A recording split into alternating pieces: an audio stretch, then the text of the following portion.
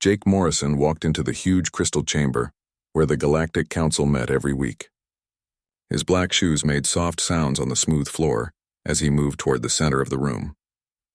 The chamber was bigger than any building on Earth and shaped like a giant egg.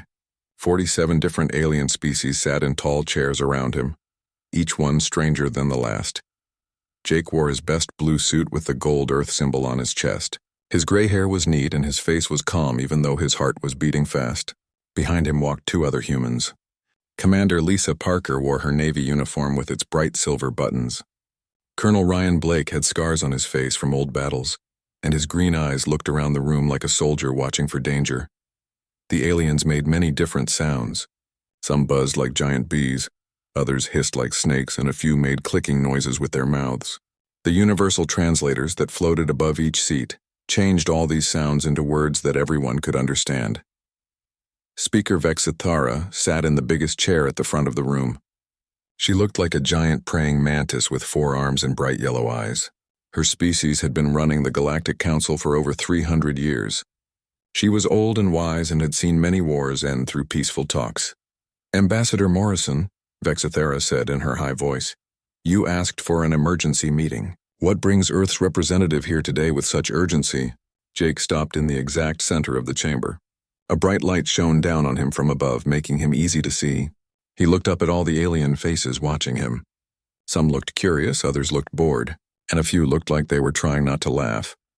"Honored speaker and respected delegates," Jake said in a clear, strong voice, "I come before you today to make an official declaration on behalf of the Terran Federation and all human colonies." The room became quieter.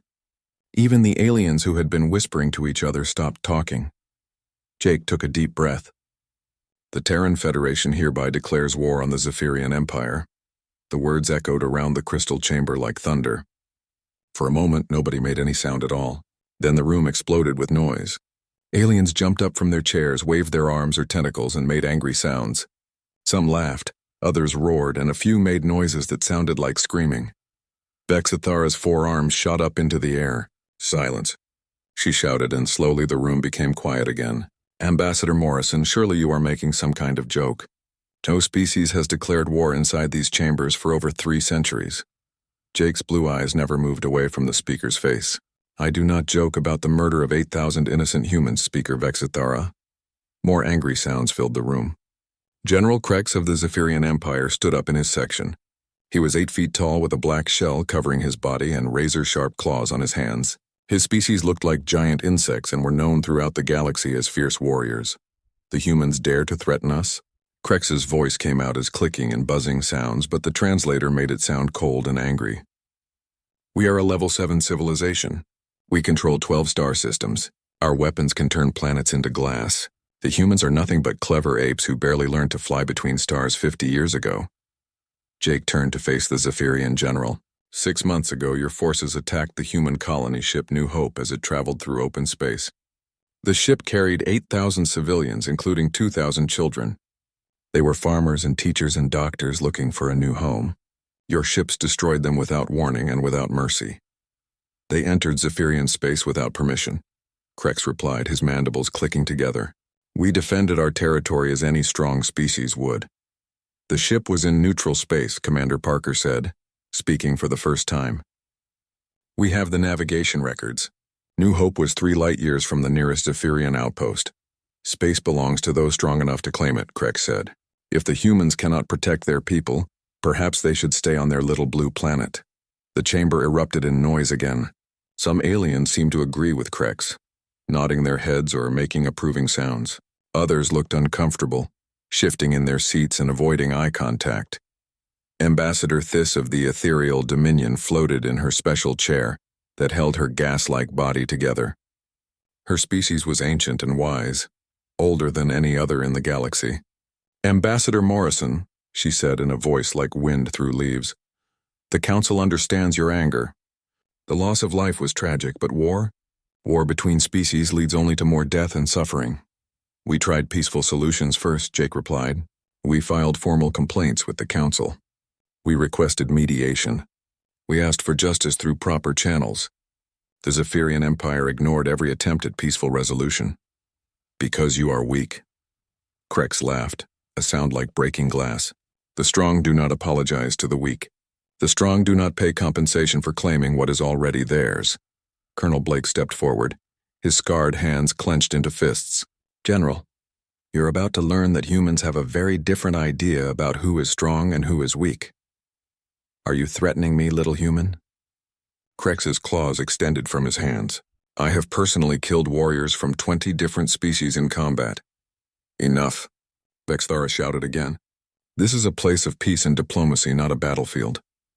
She looked down at Jake with her large yellow eyes. Ambassador Morrison, the Council must discuss this matter. War between member species is forbidden under our charter. The Zephyrian Empire made war when they murdered our civilians, Jake said firmly. We are simply responding to an act of war that already happened. And what do you think your tiny fleet can do against the might of the Zephyrian Empire? Asked Ambassador Quelix, whose species was made of living metal and circuits. Your ships are primitive. Your weapons are crude. Your soldiers fight with chemical explosives while the Zephyrians have plasma cannons and quantum torpedoes. Jake smiled for the first time since entering the chamber. It was not a happy smile. Ambassador Quelix, you're thinking like everyone else in this room. You see war as big ships shooting at each other until one side runs out of ships. How else would civilized species fight? Vexthara asked. Speaker, has any species in this council ever studied human history? Jake asked. The room fell silent again. Most of the aliens looked confused by the question. Humans have been fighting wars for thousands of years, Jake continued. We've learned things that species with superior technology never had to learn. We've learned that the biggest army doesn't always win. We've learned that the strongest weapons don't always matter. Most importantly, we've learned that underestimating your enemy is the fastest way to lose. General Krex made his laughing sound again. Let the apes come, he said. We will add Earth to our collection of conquered worlds. Your species will make interesting slaves. Jake's smile grew wider and colder. General Krex, thank you for making this easy. When we destroy your fleets and capture your officers, no one in this chamber will be able to say we didn't give you a fair warning. The chamber exploded with noise one final time as Jake turned and walked toward the exit, followed by Commander Parker and Colonel Blake. Behind them, 47 alien species debated and argued about what they had just witnessed. None of them truly understood what was about to happen. 3 days passed after Jake Morrison declared war in the Galactic Council chambers. The news spread across the galaxy faster than light travel, carried by quantum communication networks that connected every civilized world. On most planets, the reaction was the same. Laughter. The mighty Zephyrian Empire being challenged by humans was like watching a mouse declare war on a lion. News broadcasts showed clips of Jake's declaration followed by expert analysis from military strategists of various species. They all said the same thing. This would be the shortest war in galactic history. Jake sat in a smaller meeting room deep inside the council station. This chamber was used for emergency security meetings and was much less grand than the main assembly hall. The walls were plain gray metal instead of crystal, and only 12 chairs surrounded the oval table in the center. Admiral Kate Sullivan sat beside Jake, her silver hair pulled back in a tight military style. She had arrived on the fastest ship from Earth as soon as word of the declaration reached home. Her green eyes were sharp and intelligent, the eyes of someone who had spent 40 years in space combat. She carried a black datapad that contained information so classified that only 5 humans in the galaxy were allowed to see. The Security Committee of the Galactic Council sat around the table like judges preparing to pass sentence. These were representatives from the 12 most powerful civilizations in the galaxy, species that could destroy star systems if they wanted to. Each one looked at the 2 humans with expressions ranging from pity to amusement. Counselor Thys floated in her special containment suit, her gaseous body shimmering with colors that showed her emotions. Her species had existed for millions of years and had seen the rise and fall of countless civilizations. Ambassador Morrison, she said in her wind-like voice, the Security Committee has reviewed your declaration. We find it deeply concerning. A holographic display appeared above the table showing a map of local space. Earth appeared as a tiny blue dot surrounded by the vast territories of established empires. The Zephyrian Empire's territory was colored in angry red and covered dozens of star systems. Humanity controls exactly 1 star system, continued Thys. Your Total military consists of 43 ships, most of which use primitive fusion drives and kinetic weapons. The Zephyrian Empire commands over 800 vessels equipped with plasma artillery, quantum shields, and void torpedoes. Ambassador Quelix of the Synthesis leaned forward, his robotic body gleaming under the chamber lights. His species had evolved beyond biological form centuries ago, and now existed as pure intelligence within mechanical bodies. The mathematical probability of human victory is so small that our computers register it as 0.001%. Those are interesting numbers, Jake said calmly. Tell me, Ambassador Quelix, what percentage did your computers give the Kithra rebellion when they fought the hegemony 50 years ago? Quelix's optical sensors focused on Jake. The Kithra had superior technology and surprise on their side. They also had support from 3 allied species when they still lost, Jake replied, because they fought the kind of war their enemies expected them to fight. Admiral Sullivan placed her datapad on the table. Honorable delegates, with your permission, I'd like to show you something. Before anyone could object, she activated the device. The room's lights dimmed and a 3-dimensional hologram appeared in the air above the table. It showed 3 human ships moving through an asteroid field near Jupiter. The assembled aliens watched with mild interest. The human vessels were smaller than most military ships, sleek and angular where other species preferred massive and intimidating designs. They moved with precision through the floating rocks, their engines barely visible. Standard patrol maneuvers, commented General Vorthak of the Kralon Dominion. His species looked like upright lizards with scales that changed color based on their mood. Currently, his scales showed the dull brown of boredom. Watch carefully, Sullivan said quietly. Suddenly, all 3 human ships vanished from the display. The tracking systems showed empty space where the vessels had been moments before. Technical malfunction? Asked Counselor Thiss. No malfunction, Sullivan replied. Stealth technology. The hologram continued, showing sensor readings that detected nothing. For 30 seconds, the ships remained completely invisible. Then they reappeared, but not where anyone expected. They had moved behind a large asteroid and were now approaching a target ship from a completely different angle. Impossible, breathed Ambassador Zextar of the Aquatic Coalition. His fish-like form rippled with surprise. No species has achieved true sensor invisibility. We have, Sullivan said simply. While other civilizations focused on building bigger weapons and stronger shields, humans developed the technology to avoid detection entirely. The hologram showed the next phase of the exercise. Small objects detached from the human ships and moved toward the target vessel, which was an old cargo ship being used for training purposes. Boarding pods, Sullivan explained. Each one carries 6 human soldiers in powered armor. The assembled delegates watched as the pods attached to the target ship's hull. Cutting tools made quick work of the outer armor, and within minutes, human soldiers were moving through the vessel's corridors. Your soldiers are impressive, admitted General Vorthak, his scales shifting to yellow with interest. But boarding actions are ancient tactics. Modern warfare is fought at long range with energy weapons. Is it? Jake asked. Admiral, show them the rest. The hologram displayed the interior of the target ship. The human soldiers moved with deadly efficiency, using weapons that seemed strangely quiet compared to the flashy energy blasters favored by most species. They advanced through the corridors in perfect coordination, communicating through hand signals and taking control of key systems. Kinetic weapons, Sullivan noted as the delegates watched human soldiers fire their guns. Chemical propellants driving metal projectiles. Primitive by galactic standards, but they have advantages that energy weapons don't. Such as? Asked Quelix. They don't show up on energy sensors. They can't be deflected by shield generators, and they're completely silent in vacuum. The exercise concluded with the human soldiers reaching the target ship's bridge and taking control of all systems. The entire operation had lasted less than 18 minutes. Fascinating, Thiss admitted, but the Zephyrians will not allow your forces to get close enough for such tactics. Jake smiled the same cold smile he had worn in the main chamber 3 days earlier. Counselor, that was our training exercise. Would you like to see what we can really do? He nodded to Sullivan, who activated another file on her datapad. This hologram showed a different scene, deep space near the edge of human territory. A single human ship drifted apparently dead in space, its lights dark and engines cold. This is the TSN Phantom, Sullivan said. 3 weeks ago it encountered a Zephyrian patrol near the Kepler system. The hologram showed 6 Zephyrian warships approaching the seemingly helpless human vessel. These were massive ships, each one 3 times larger than the human craft, bristling with weapons and glowing with the energy of their shield generators. The Zephyrians scanned our ship and found no life signs. No active systems, no threat, Sullivan continued. They prepared to board and claim it as salvage. The alien delegates leaned forward, watching with growing interest as the Zephyrian ship surrounded the human vessel. Boarding shuttles launched from the enemy fleet and approached the Phantom.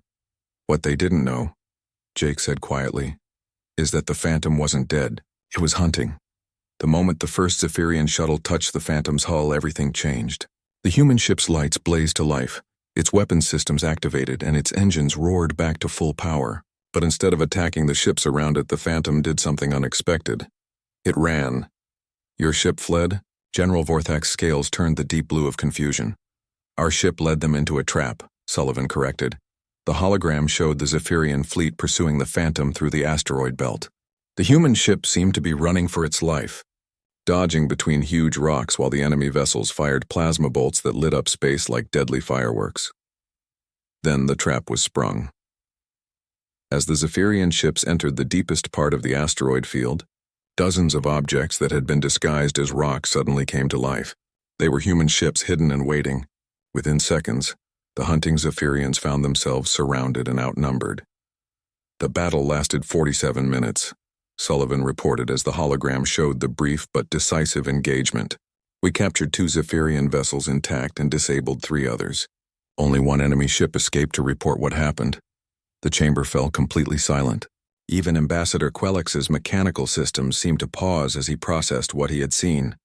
"This changes nothing," General Vorthak finally said, though his scales had turned pale green with uncertainty.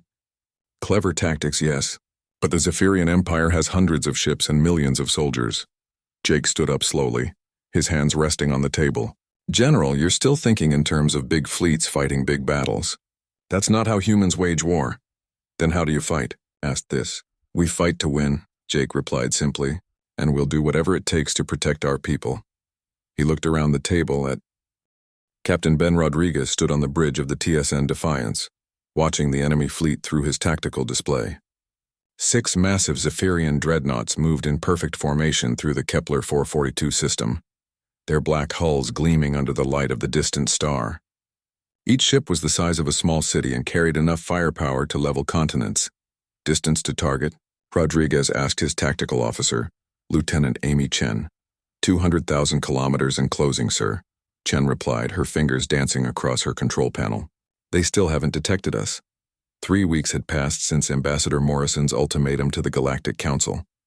The Zephyrian Empire had responded exactly as expected, with contempt and military force. Emperor Zekthul himself had appeared on galactic news networks, laughing at human demands and promising to teach the upstart species a lesson they would never forget. The Emperor had been true to his word. Zephyrian battle fleets were already moving toward human space, confident that this would be the shortest war in galactic history. What they didn't know was that humanity had been preparing for this moment for months.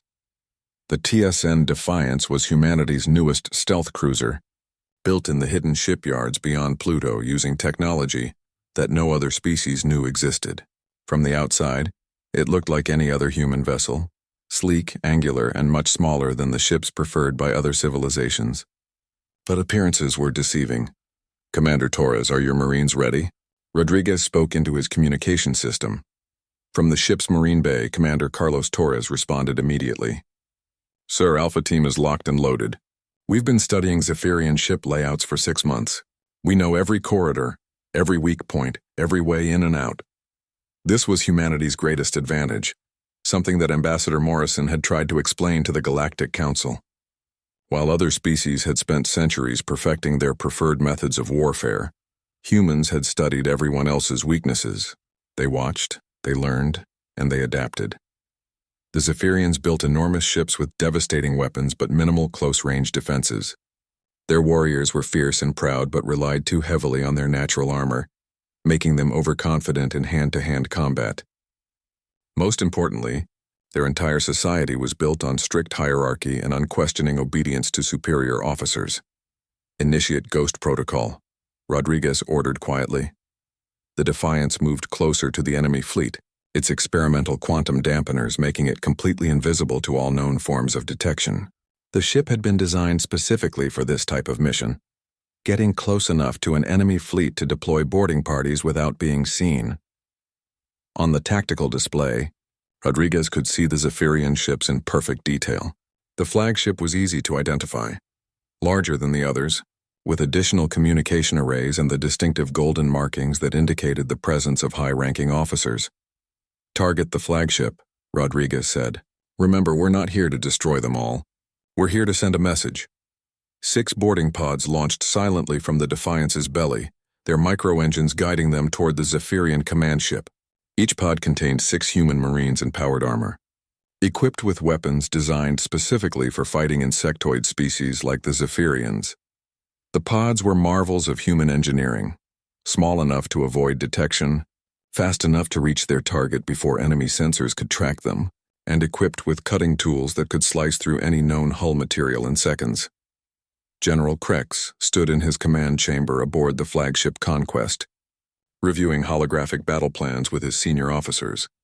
The chamber was vast and impressive, designed to showcase the power and authority of Zephyrian military leadership. Golden pillars supported a domed ceiling decorated with images of past victories, and the walls were lined with trophies taken from defeated enemies. "The human fleet consists of 43 vessels," Krex was saying to his assembled officers.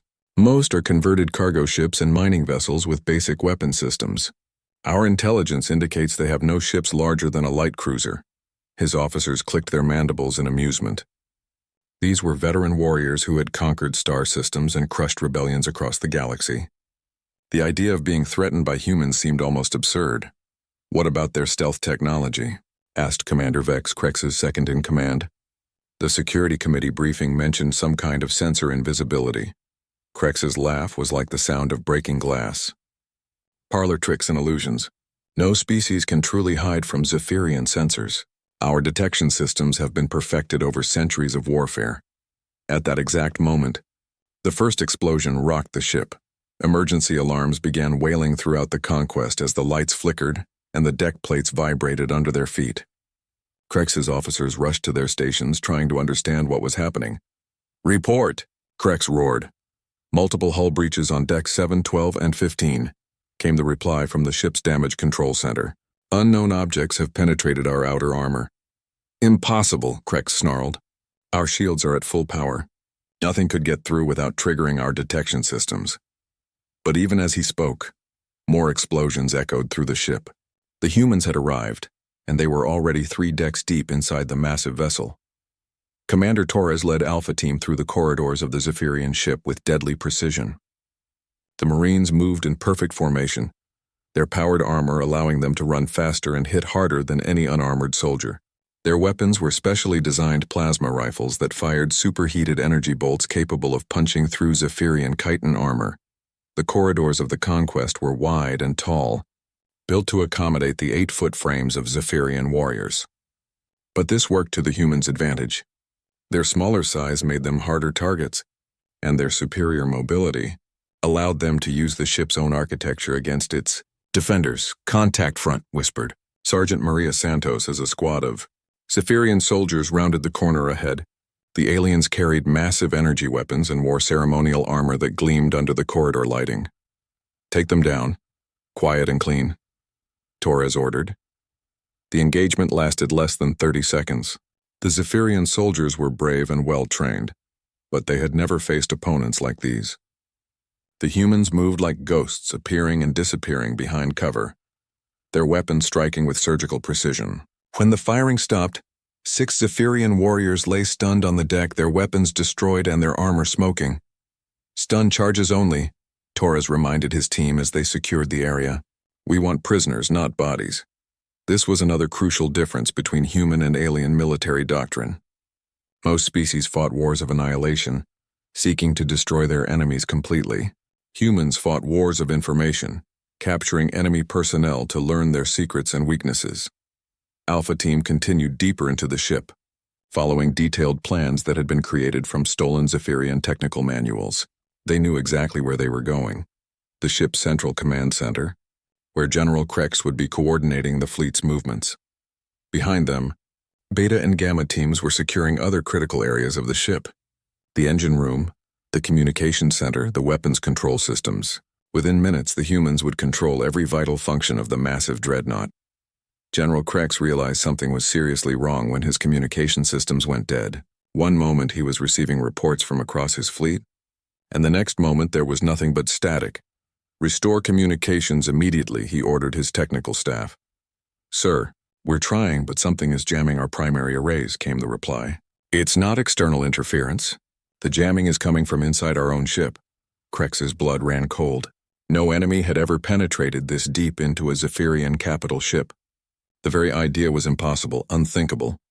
"Security teams to the command deck," he barked into his personal communicator. "Full alert status. Prepare for boarding action." But it was already too late. The doors to the command chamber exploded inward in a shower of sparks and twisted metal. Through the smoke came 6 figures in black armor, moving with inhuman speed and precision.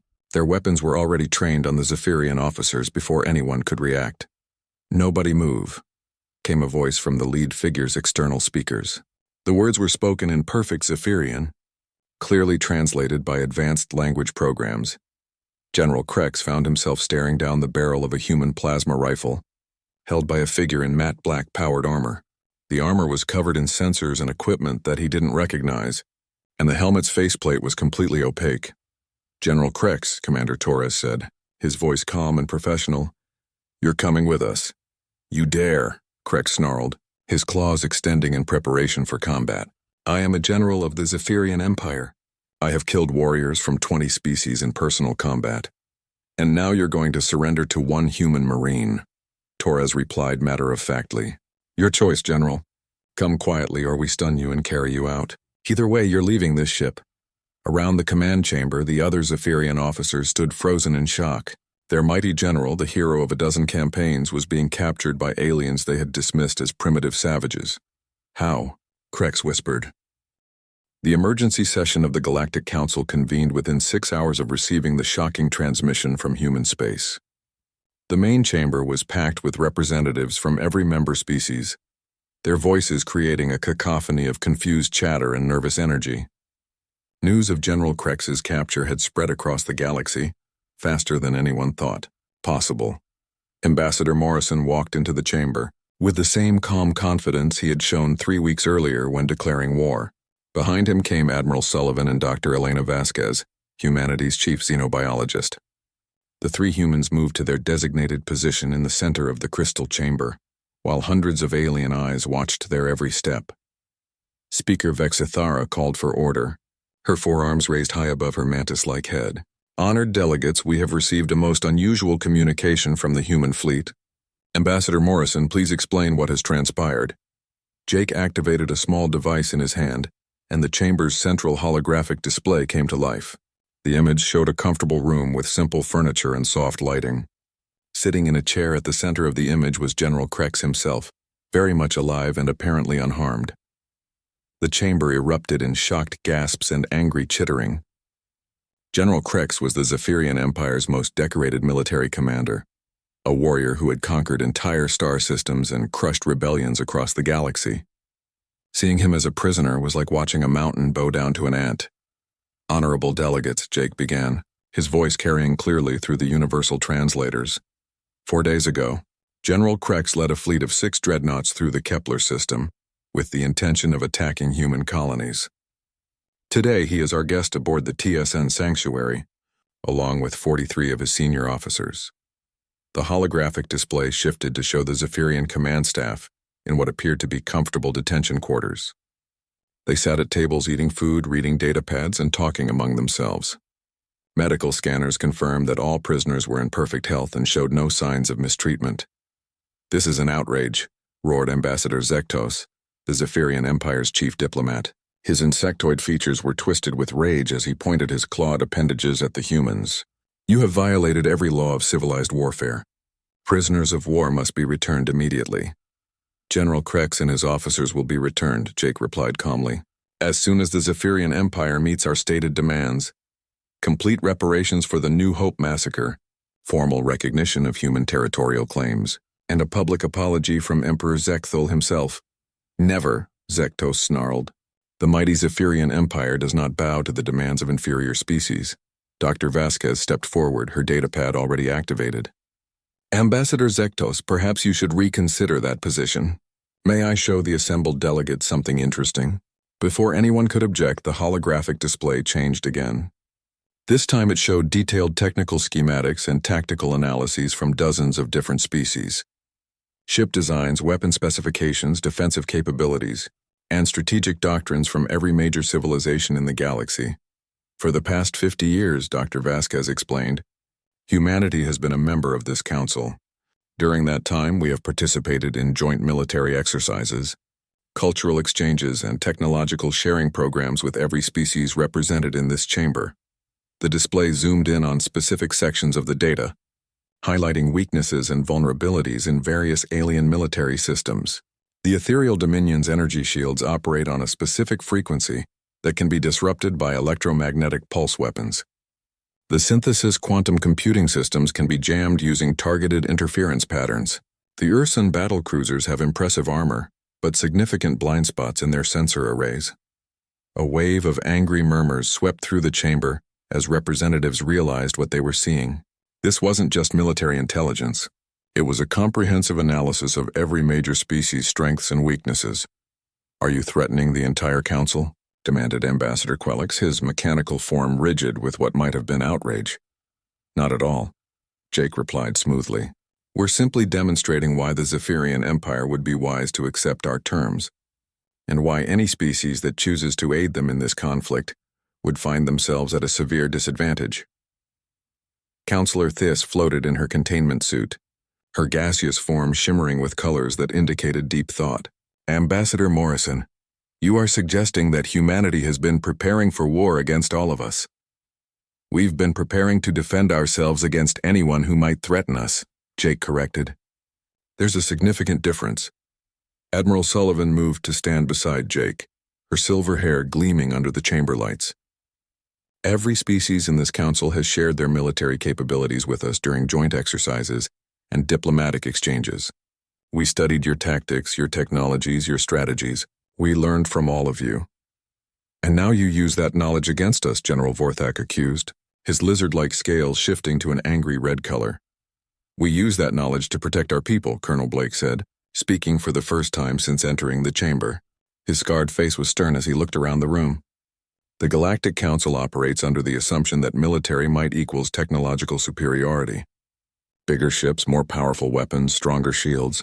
But you've forgotten the most important factor in any conflict. Which is, Speaker Vexithara asked, her yellow eyes fixed on the human officer. The willingness to do whatever it takes to protect your people, Blake replied without hesitation. Most species in this galaxy have lived in peace for so long that they've forgotten what real war looks like. You fight according to rules and traditions. You engage in formal battles with clear objectives and predictable outcomes. The holographic display changed once more, this time showing footage from recent human military operations. Unlike the Grand Fleet engagements favored by other species, these recordings showed small groups of human soldiers moving through alien facilities with surgical precision. Humans don't fight fair, Blake continued. We fight to win. We strike at supply lines, communication centers, and command structures. We capture officers for intelligence, disrupt enemy coordination, and turn their own systems against them. These are the tactics of terrorists and pirates, protested Ambassador Thylix of the Crystalline Confederacy. These are the tactics of a species that has been fighting wars for thousands of years, Jake replied. While other civilizations were developing faster than light travel and energy weapons, humans were learning how to defeat enemies with superior technology and greater numbers. Dr. Vasquez activated another file on her datapad. The Zephyrian Empire's military doctrine is based on overwhelming force and direct confrontation. Their ships are designed for long-range combat against other capital vessels. Their soldiers are trained for traditional battlefield engagements. Their command structure relies on centralized control and rigid hierarchy. The display showed detailed analyses of Zephyrian weaknesses that the humans had identified over months of careful study. Disable their command ships and their fleets lose coordination. Jam their communications and their forces become isolated. Capture their officers and their rigid hierarchy collapses. You speak as if the war is already over, Ambassador Zektos said, though his voice lacked its earlier confidence. The war will end when Emperor Zekthul accepts our terms, Jake replied. Until then, every Zephyrian military asset that enters human space will be captured or destroyed. Every officer will become our prisoner. Every ship will be added to our fleet. The chamber fell silent as the implications of Jake's words sank in. This wasn't a traditional war between galactic powers. This was something new and terrifying. A conflict where technological superiority meant nothing, where ancient military traditions were useless, and where the smallest species in the galaxy was systematically dismantling one of the largest empires. The remaining Zephyrian fleet withdrew to their home system. After we demonstrated our capabilities, Admiral Sullivan reported. They are currently debating whether to continue this conflict or accept our terms. And what if they choose to fight? Asked Speaker Vexithera. Jake's smile was cold and predatory. Then they'll learn what humans are really capable of when we stop holding back. The holographic display shifted one final time, showing a star map of local space. Red markers indicated Zephyrian military installations, supply depots, and strategic locations. As the delegates watched, human fleet positions appeared on the map, surrounding and isolating every major Zephyrian asset. We're not just fighting the Zephyrian Empire, Jake explained. We're demonstrating to the entire galaxy that humanity will not be dismissed, ignored, or threatened. We tried peace. We offered diplomacy. We requested justice through proper channels. He looked around the chamber, meeting the eyes of representatives from every major species. The Zephyrian Empire chose war. Now they'll learn why that was a mistake. And what of the rest of us? Counselor Theiss asked quietly. What role does humanity envision for the other species in this new galaxy you're creating? The same role we've always wanted, Jake replied. Partnership between equals. Mutual respect and cooperation. But understand this, humanity 6 months after Ambassador Morrison declared war on the Zephyrian Empire, he stood in the observation deck of the New Hope Memorial Station. The station floated in the exact spot where the colony ship had been destroyed, serving as both a monument to the fallen and a symbol of humanity's determination to protect its people. The war had lasted exactly 73 days. Through the transparent aluminum windows, Jake could see ships from a dozen different species moving in formation around the station. Sleek human vessels flew alongside bulky Ursan cruisers and elegant ethereal craft. The sight would have been impossible to imagine a year ago, when humanity was considered one of the weakest species in the galaxy. Admiral Sullivan approached from behind, her footsteps echoing softly in the quiet observation chamber. The final reports are in, she said, handing Jake a datapad. Total Zephyrian military losses. 47 capital ships captured, 18 destroyed, over 300 officers taken prisoner. Our losses, 2 ships damaged, 0 fatalities. Jake nodded as he reviewed the numbers. The war had been unlike anything the galaxy had ever seen before. Instead of the massive fleet battles that other species expected, humanity had fought a completely different kind of conflict. The Zephyrian Empire had initially responded to human demands with contempt and military force. Emperor Zekthul had mobilized 12 battle fleets and sent them toward human space, confident that overwhelming firepower would end the conflict quickly. The Emperor had been so certain of victory that he had invited galactic news networks to document what he called the final lesson of the upstart species, but the human fleet had refused to engage in traditional combat. Instead of meeting the Zephyrian armadas in open battle, human ships had simply vanished. Stealth technology allowed them to avoid detection while they studied enemy movements and identified weaknesses. Captain Sarah Mitchell had led the most daring operation of the entire war. While Zephyrian fleets searched empty space for the missing human vessels, Mitchell and her team had infiltrated the Zephyrian homeworld itself. Using a combination of stolen transport codes and advanced disguise technology, they had penetrated the Imperial Palace during a state dinner, celebrating the inevitable victory over humanity.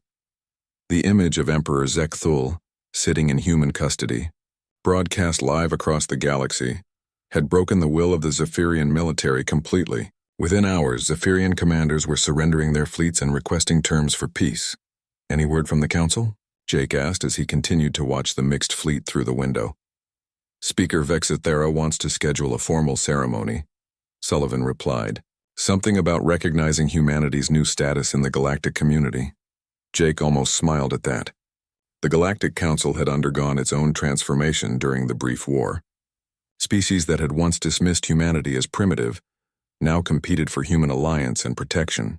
The human section of the council chambers had been expanded 3 times to accommodate new diplomatic relationships. Dr. Elena Vasquez entered the observation deck carrying her own datapad filled with reports from across human space. The Draconian hegemony has submitted another request for military assistance, she announced. They're facing raids from the Void Stalkers and specifically want human tactical advisors. That's the 7th request this month, Sullivan noted. Word has definitely spread about our capabilities. It was true. The galaxy had watched in amazement as humanity dismantled the mighty Zephyrian Empire using tactics that no one had expected. Stories of human stealth ships, boarding actions, and unconventional warfare had become legend. Species that had never given Earth a second thought now studied human military doctrine with intense interest. What about the technology sharing proposals? Jake asked. The Synthesis wants access to our stealth systems in exchange for advanced AI technology, Vasquez reported. The Ethereal Dominion is offering energy manipulation techniques for our boarding pod designs. Even the Crystalline Confederacy wants to discuss joint research projects. Jake considered this carefully. The offers were tempting, but humanity had learned to be cautious about rapid technological advancement. Too much change too quickly could upset the delicate balance they had achieved in galactic politics.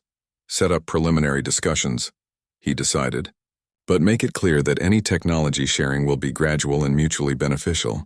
We're not interested in becoming anyone's junior partner. As they talked, a new ship appeared in the distance, a Zephyrian diplomatic vessel approaching the station under a flag of truce. Jake recognized the design from intelligence reports. It was the personal transport of General Krex who had requested this meeting 3 days ago. Are you sure about this? Sullivan asked, noting Jake's attention on the approaching vessel. He asked to come alone and unarmed, Jake replied. Besides, what's the worst that could happen?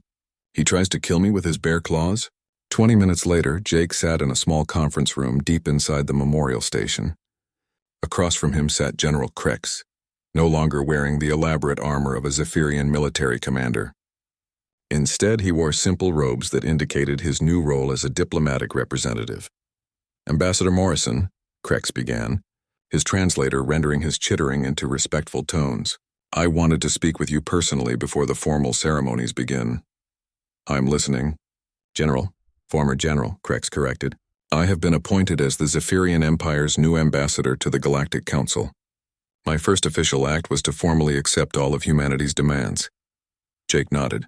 The reparations had already begun arriving. Raw materials, advanced technology, and formal recognition of human territorial claims. Emperor Zekthal had also issued a public apology, though Jake suspected the Emperor's words had been written by someone else. But that's not why I'm here, Krex continued. I wanted to thank you. Jake raised an eyebrow. Thank me? For teaching my people humility, Krex replied, his mandibles clicking in what Jake had learned was the Zephyrian equivalent of a rueful smile. For 3 centuries, we believed that strength meant the ability to destroy our enemies. Your species showed us that true strength means the wisdom to know when destruction is unnecessary. And what will the Zephyrian Empire do with that lesson? Krex's posture straightened slightly. We have submitted an application to join the Terran Defense Initiative. We want to learn your methods to become something better than we were. Jake was genuinely surprised by this. The Terran Defense Initiative was a new organization that had formed during the war, consisting of species that wanted to adopt human military doctrine and tactical methods. The Ursans had been the first to join, followed by the Delphinids and several smaller species. You want to learn from the people who defeated you? I want to learn from the people who defeated us without destroying us, Krex corrected. Your Marines could have killed every Zephyrian on my flagship. Your special forces could have assassinated our Emperor instead of capturing him, but you chose a different path. Jake stood and walked to the conference room's single window, looking out at the memorial garden that had been built to honor the New Hope victims. General, what happened to your people wasn't about revenge. It was about justice. I understand that now, Krex said quietly. The Zephyrian Empire has spent centuries taking what we wanted by force. We told ourselves it was the natural order. that the strong had the right to dominate the weak. But your species proved that strength without wisdom is just barbarism. Jake turned back to face the former Zephyrian commander. If your people are serious about joining the defense initiative, they'll need to understand that our methods aren't just about military tactics. They're about protecting innocent lives and building a galaxy where disputes are settled through justice rather than force. We are prepared to learn, Krex replied. My people have seen what happens when we choose conquest over cooperation. We don't want to make that mistake again. An hour later, Jake stood on the station's main observation deck watching the Zephyrian ship depart. Around the memorial station, the mixed fleet continued its patrol duties, protecting the space where thousands of innocent humans had died. Admiral Sullivan joined him at the viewing window. Hard to believe how much has changed in less than a year. The galaxy needed to change, Jake replied. For too long, might made right. Too many species believed they could take whatever they wanted from those who couldn't fight back. And now, Jake smiled as he watched a human stealth cruiser decloak near a group of Ursan vessels, the crews of both ships working together on a joint training exercise. Now they know that's not true anymore. Every species in the galaxy has learned that there's always someone smaller, smarter, and more determined who can find a way to make you pay for your crimes. In the months that followed, the Terran Defense Initiative would grow to include over 20 species. Human military advisors would help smaller civilizations defend themselves against larger aggressors. The galaxy would become a safer place for peaceful species who just wanted to live their lives without fear. But it all started here, in a small conference room where an ambassador looked at an alien general and declared that humanity would no longer allow the strong to prey upon the weak. The age of galactic bullies was over, and the age of galactic justice had begun.